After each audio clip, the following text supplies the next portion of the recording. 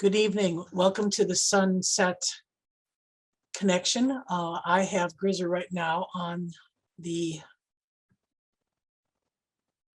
ring camera, and there he is.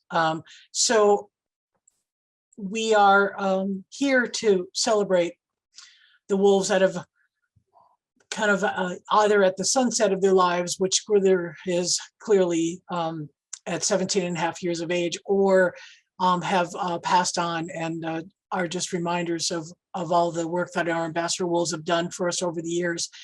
So I wanted to start with a little bit of video. And again, Grizzer is likely to sleep here for a little bit.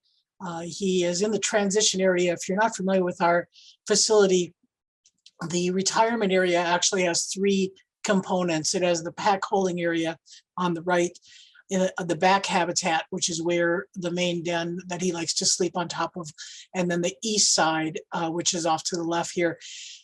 Several years ago, we had an issue with Grizzer. He had slipped coming through these gates, and if you're familiar with snow conditions, anytime you walk through an area, you compact the snow, and that compacted snow makes it challenging and slippery. And he actually slipped and tore his ACL. That was probably about 5 winters ago now. And after that, we put together a crew, the Working for Wolves crew, and we did some fundraising, and we built him this transition area. So it basically covers the gates. You can see the roof line allows for him to walk snow-free in between these gates, as well as in the back here. And this happens to be an area that we cover with hay, and he sleeps in here on the cold winter days. The sun shines in here, and he'll actually have a bigger bed here once we get into colder weather, and he'll be laying in the sun quite warm and actually doing quite well. So this is the part that is not visible on the webcams. It's only visible here in that particular area. So tonight I put together a little video to share. And again, I'll just try to narrate a little bit, and then the rest of it is something I put together for Denali earlier. But Grizzer did celebrate his 17th and a half birthday on November 5th. So we gave him pork sausage and boneless pork ribs, or boneless pork steaks. He is a pork lover, and certainly does enjoy having that special treat.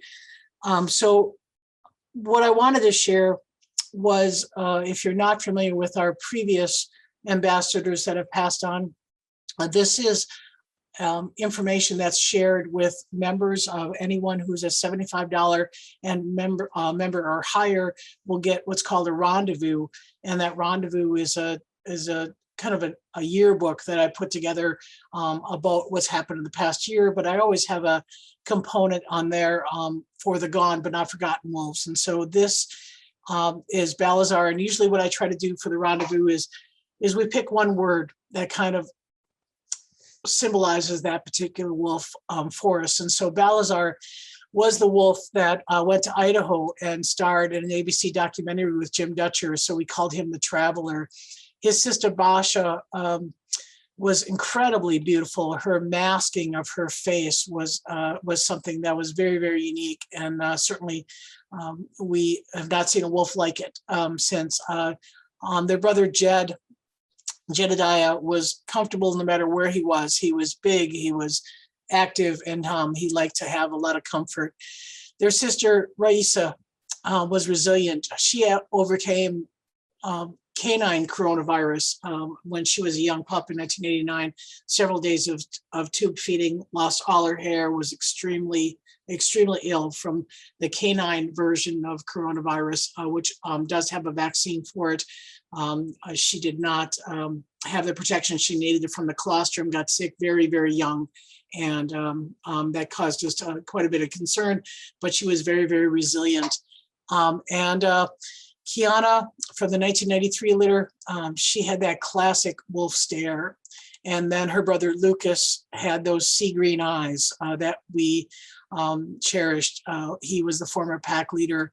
Mackenzie, and the best thing we could say about Mackenzie is her maternal instinct. She welcomed Shadow and Malik with open arms, was a spayed female, had never had pups in her own. This was our first wolf that we ever tried a non-related different subspecies adoption, and it obviously worked quite well, and we've been doing that model ever since. Lakota, probably the biggest memory we have of Lakota is in 2008, after her sister Mackenzie had passed away. She was the lone wolf in retirement.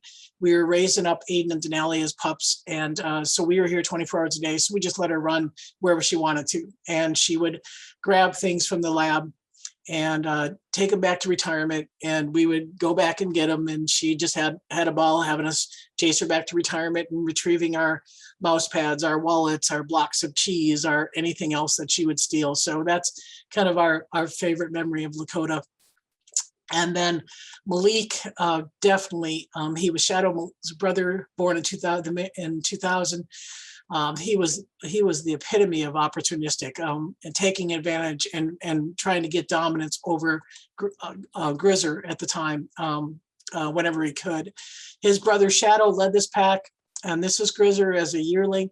So if people are watching Rika and saying, boy, she gets rolled over a lot, she's really kind of a pesky puppy, she's got nothing on Grizzer.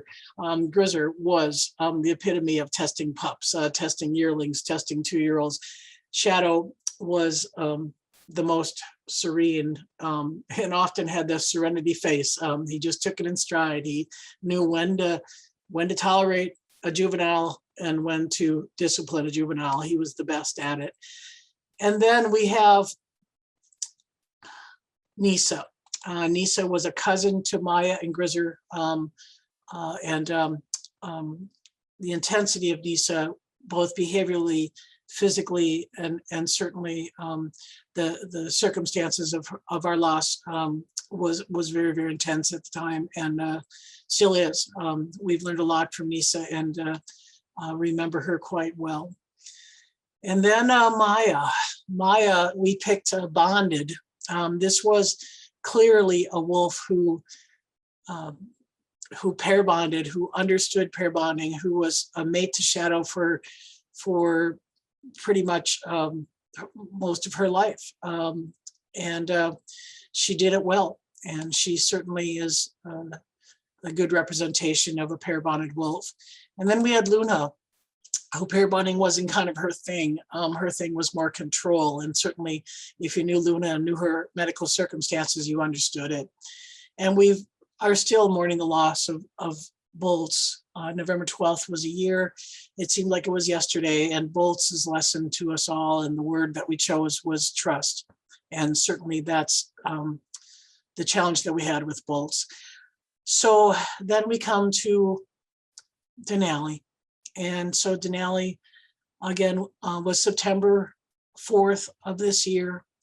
And I did put together a video that I have narrated previously for YouTube, but I would say with Denali's loss, it wasn't just a loss for us as humans, it was a loss for Grizzer as well, because they, even though they had a challenging time in the exhibit as pack mates and a lot of dominance between them, they let it slide and they came into retirement pals, and they certainly shared a lot of social time. So I'm gonna allow this video to play, and I will turn up the narration here.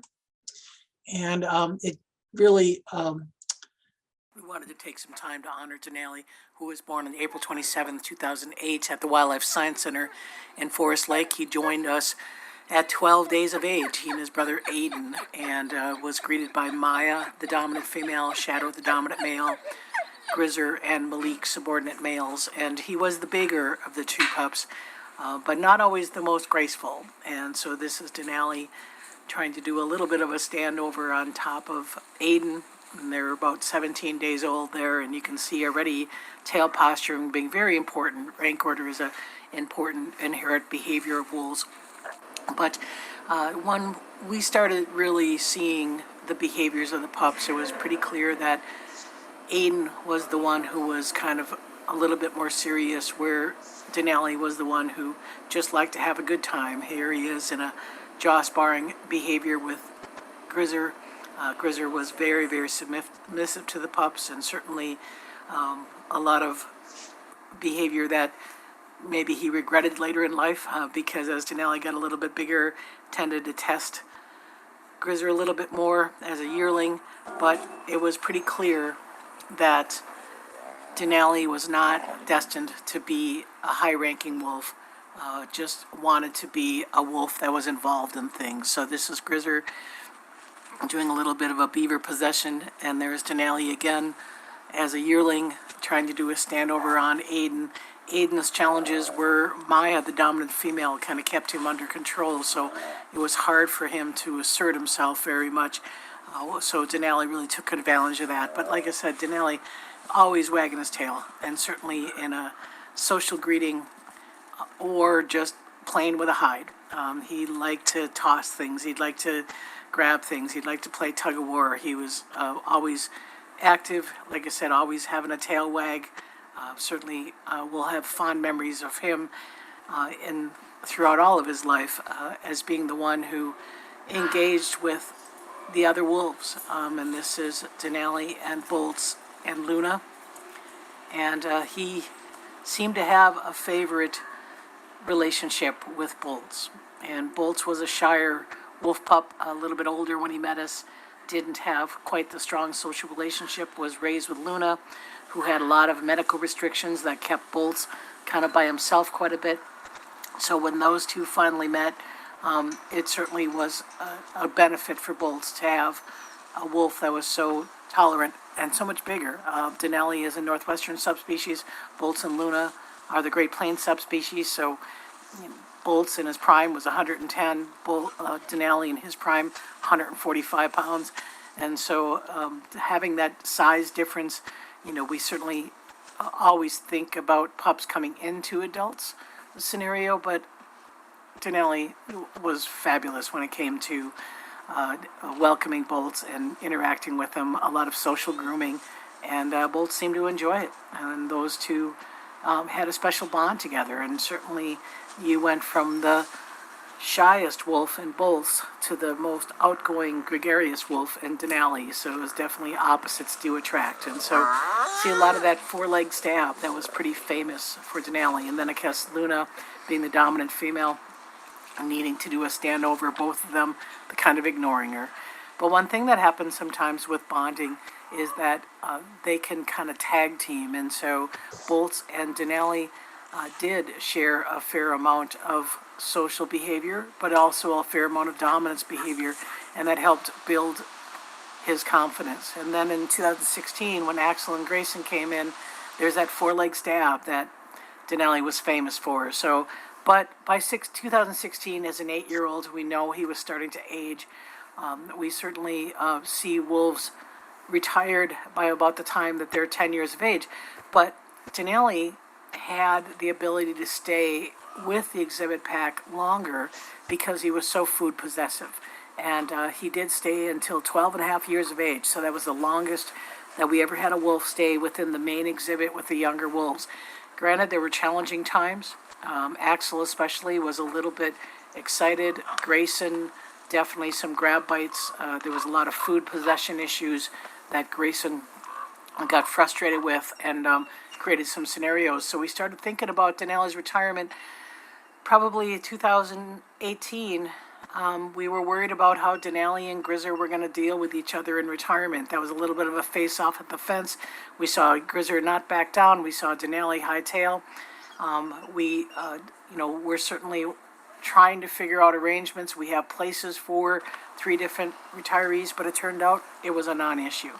And that's probably to the credit of Denali's social behavior is who he was. And it certainly is something that benefited Grizzer in the end, having that companion after being alone for so long, sharing the same spaces, and eventually being able to share carcasses and have some of the remnants of what life was like in the exhibit for these 2 retirees. We never would have thought that it was Denali to go first. There was no doubt. Grizzer is amazing us every day. Now that he's, over 17, on his way to 18, hard to say how many days we have left with Grizzer, but we do think that Denali would have had a harder time being alone than Grizzer. So having Denali pass before Grizzer may have been ultimately easier on Denali. He was such a social animal. Being alone is something Grizzer has done, and Grizzer is capable of managing alone. He doesn't have as much need for social interactions as Denali does. Certainly we don't want any wolf alone, but managing Grizzer alone is easier on his mental health than it would have been managing Denali alone. And then on that last day, Denali continued to help Wolf Care empty the water pail.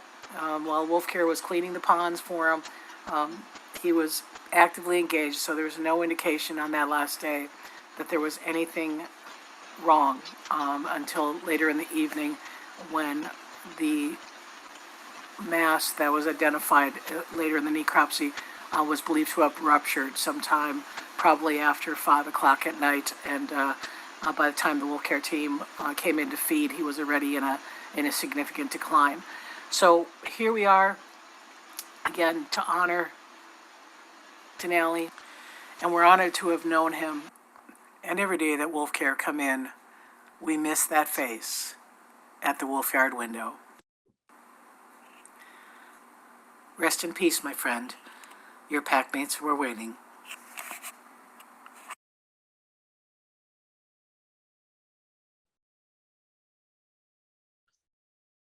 So we have a lot of sunsets here that are beautiful, and we've watched every one of the wolves that have gone before us, and before, since our existence in 1989, lots of memories and certainly lots of lessons that we've learned. And we're currently watching this lesson. This is a little bit of posturing, a little bit of dominance change, and we are seeing this is Axel on the left, Grayson on the right. And we know that the addition of Rika means that we're going to probably see some pair bonding like you saw in Maya. We're probably going to see some dominance like we saw with Aiden later on in his life and as a pack leader. And we certainly hope that you continue to watch the world unfold here at the International Wolf Center. And we are so grateful for people's support. We know, looks like Grizzer is still sleeping there. We know that we've had a really successful day, yet we have until midnight to try to reach our goal. We're 96% complete for our goal. So if you have any memories from these gone but not forgotten wolves and want to recognize their life and what they have given to us as a society and to us as employees, to us as members, to us as, as just wolf educators, please recognize those wolves in your donation. And we certainly know that the donation to the International Wolf Center will help support us maintain life to the best of our ability. Quality of life is huge for us here. Those of you who have watched us on camera know that we're out there multiple times a day. We're out there in any weather. We're out there in any holiday, 365 days a year. We're doing wolf care because they deserve it. That's the best that we could do for the life that they have given us. So thanks for watching on the sunset view here tonight. And we hope to reach our goal by midnight. So please share with your friends, share with your neighbors, share with your strangers. Just try to share wolf education. That's what we're here for, and that's what we're about. So I'm just going to end here with hopefully, he's still sleeping. Grizzer, did he get up? Probably not. When you're 17 and a half, you have that right to sleep. He's still sleeping in that spot. And just in case you were worried, we do a check on Grizzer every night. So we don't leave here until we're sure that everything's well, that he's got a good respiration. He's definitely doing well. I check actually cameras at night. This is Rika's sleeping spot. She's in the medical pen, and so she is well protected. We've got great coverage there. We, the Working for Wolves crew actually in April put up these nice little eaves. These kind of protective areas keeps her nice high and dry, and so we keep an eye on her as well. So everything we do here, you know, is about animal security, but as well as animal welfare. So I've got a few questions here. Again, I think, well, no questions, just thank you for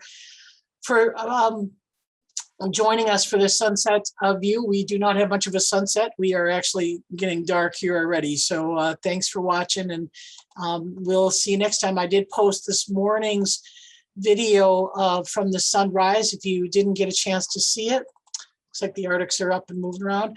If you didn't get a chance to see the sunrise session with a little bit of howling, that is posted at wolf.org under our ambassador wolves.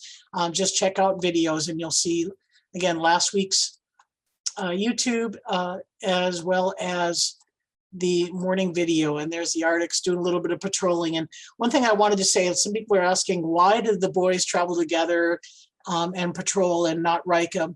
You know, keep in mind, Rika's just a pup. She will not be 6 months of age until Tuesday, the 23rd. It's not her job to patrol the pack. It's her job to do this, to sleep and to grow and to be a pack member. And so I think when you see the boys traveling, granted, genetic brothers are going to probably hang together a little bit more than a non-related, but it doesn't mean that she's not part of the pack.